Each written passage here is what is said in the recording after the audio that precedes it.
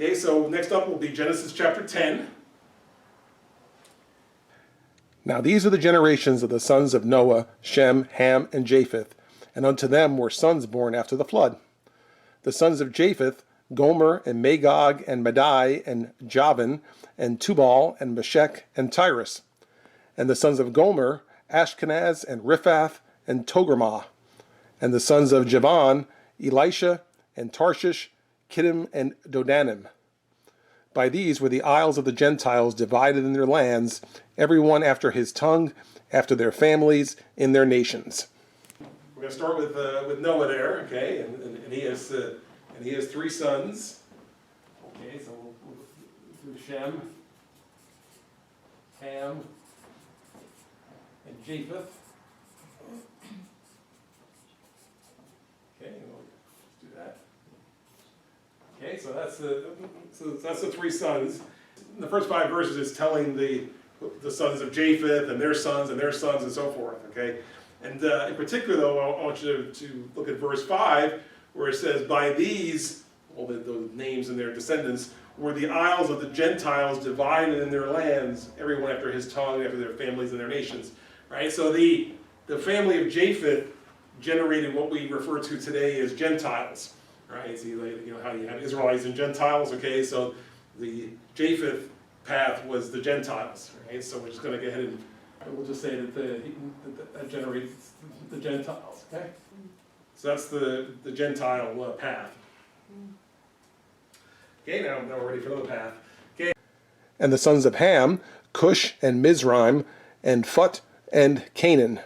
And the sons of Cush, Seba, and Havilah, and Sabta, and Ramah, and Sabtecha, and the sons of Ramah, Sheba, and Dedan. And Cush begat Nimrod. He began to be a mighty one in the earth. He was a mighty hunter before the Lord, wherefore it is said, even as Nimrod, the mighty hunter before the Lord. The ones I want to point out to you here, one son of Ham was Canaan, right? And then the other one that I call attention to is Cush. Okay, he had a cushy job. Okay, so now in the right, okay, so in verse 6 it mentions the sons of Ham, well, there's 4 of them there, right? But in particular, Cush and Canaan are the ones that I'm going to call your attention to, right? Because Canaan, again, was the one that was, in essence, cursed in the previous chapter, right? So his path is cursed. We're going to read more about him in a little bit, right? But since Cush eventually gets down to somebody named Nimrod, right? So we're going to just put his name up here. We'll do a couple dots and have Nimrod. Nimrod was a mighty hunter, right? So he was, let's see, it says he begat Nimrod, so he began to be a mighty one in the earth, and he was a mighty hunter before the Lord, okay? So it said even as Nimrod, the mighty hunter before the Lord. So he's a mighty hunter, and we're going to describe him further in the next few verses, because he actually plays a little role in the next chapter, so that's why I'm spiking out his name right here. Okay? And the beginning of his kingdom was Babel, and Erech, and Accad, and Calneh, in the land of Shinar. Out of that land went forth Asher, and builded Nineveh, and the city Rehoboth, and Calah. And Rezin between Nineveh and Calah, the same is a great city. And Mizraim begat Ludim, and Anamim, and Lehabim, and Naphtuhim, and Pathruzim, and Casluhim, out of whom came Philistim, and Caphtorim. Now, the couple of ones I want to call your attention to, right? In verse 10, it says, in the beginning of his kingdom, and him being Nimrod, was Babel, right? And it mentions a couple other names also, right? Now Babel, we're going to read about in the next chapter, right? So I'm going to just put that in parentheses here, right? That was Babel. And then further down in his line, you see one of the places that was established was a place called Nineveh, among other places that were mentioned. Nineveh later on becomes such a wicked place that God sends Jonah to go there to preach to them. And when Jonah said he didn't want to go, and so instead God made a whale swallow him up and carry him there, right? So Nineveh was the place that Jonah was told to go, right? So again, you can see these were wicked type places, right? And so again, coming out of the Ham line, right, which was the line that was the cursed line out of the 3. And Canaan begat Sidon his firstborn, and Heth, and the Jebusite, and the Amorite, and the Girgasite, and the Hivite, and the Erechite, and the Sinite, and the Arvadite, and the Zemarite, and the Hamathite, and afterward were the families of the Canaanites spread abroad. And the border of the Canaanites was from Sidon, as thou comest to Gerar, unto Gaza, as thou goest unto Sodom and Gomorrah, and Admah, and Zeboim, even unto Lasha. These are the sons of Ham, after their families, after their tongues, in their countries, and in their nations.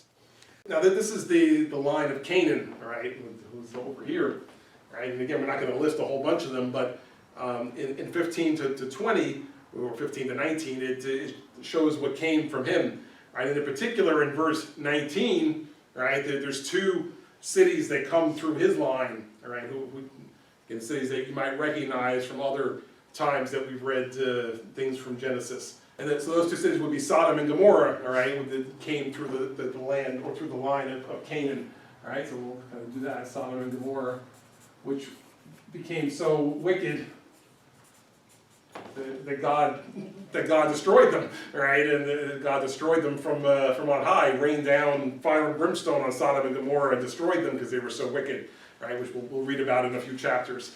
Okay, so like I say, having read some of the, obviously the whole book of Genesis, right? You recognize some of these city names as later on, playing a role in some wicked act, right? And you notice though that they all going to be coming from the Ham line. So here, mean or not, Noah would prophesy this or did this, and this is what came from that, right? That all the wickedness seems to have come through this particular line.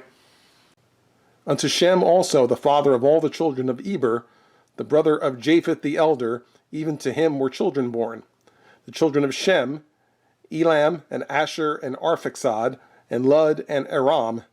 And the children of Aram, Uz, and Hul, and Gether, and Mash. And Arphaxad begat Selah, and Selah begat Eber. And unto Eber were born two sons.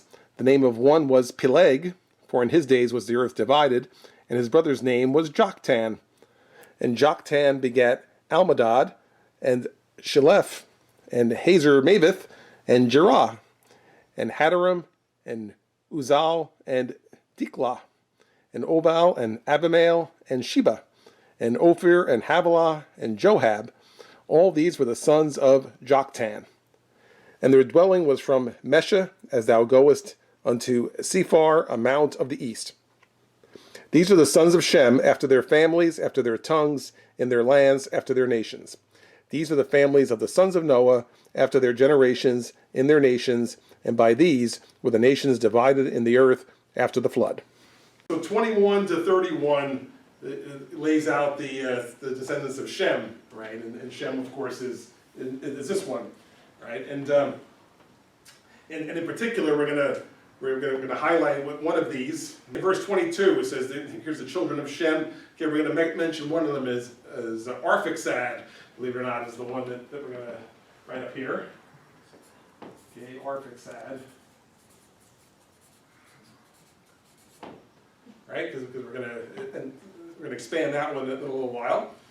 So all the way up through 30, it describes the line of Shem, and now 31 it says these are the sons of Shem and his descendants, and now 32 it's summarizing the whole chapter, right? Because you saw it was broken into three parts, right? The first part we had the descendants of Japheth, the second the descendants of Ham, and the third the descendants of Shem.